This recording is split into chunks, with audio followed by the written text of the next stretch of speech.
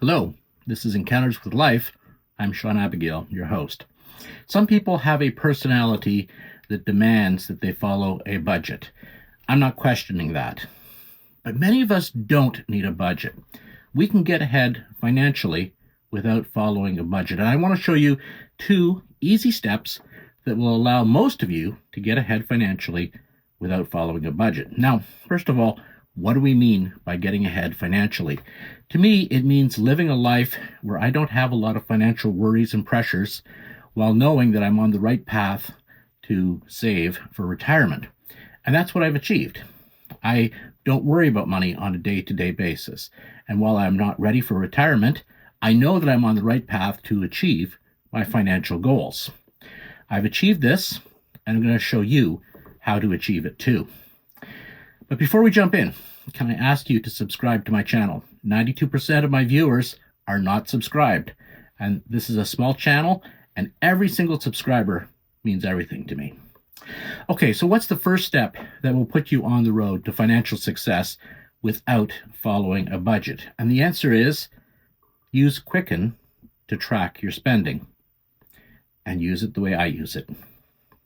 So when your paycheck hits your account, go into Quicken and put money aside into various buckets. So for instance, there'll be a bucket for heating and electricity costs, a bucket for property taxes, and so on.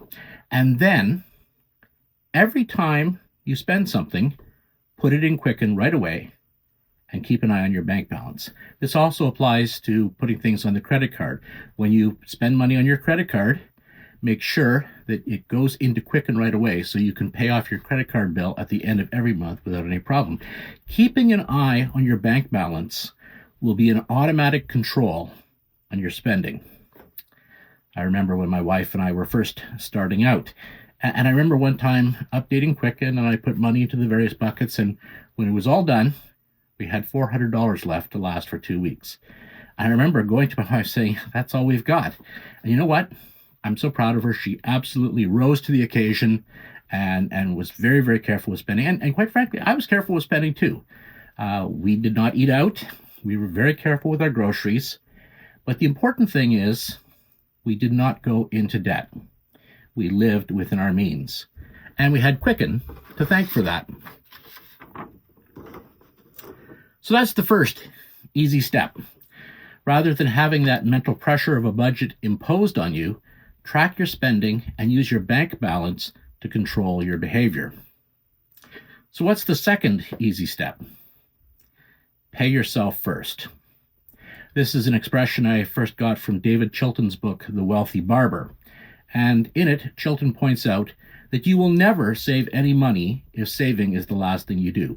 If your check goes into the bank and then you live for 2 weeks on that money, and then at the end of that 2 weeks, you see how much money you have left over to put into savings, you're never going to have anything. You're always going to find something else to spend that money on.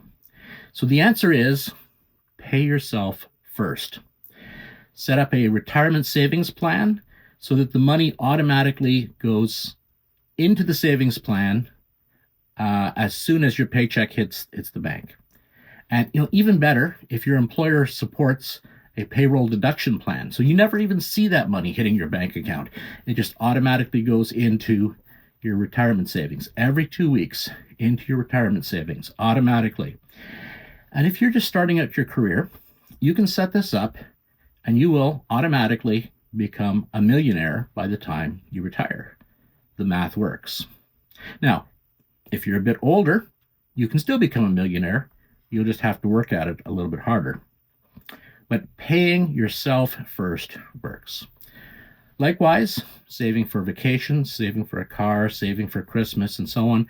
Work with your bank so that some money is taken out of your account every 2 weeks when your paycheck hits the account. Money is automatically transferred somewhere into a separate bucket. And for instance, for years and years now, we have automatically had a certain amount of money come out of our account on payday and go into a money market mutual fund. And practically speaking, that means that I bought my last car and I paid cash for it. I've never gone into debt for a vacation. When Christmas comes, there's always money for Christmas. Now, I don't know you. It could very well be you have one of those personalities that absolutely needs the discipline of following a budget.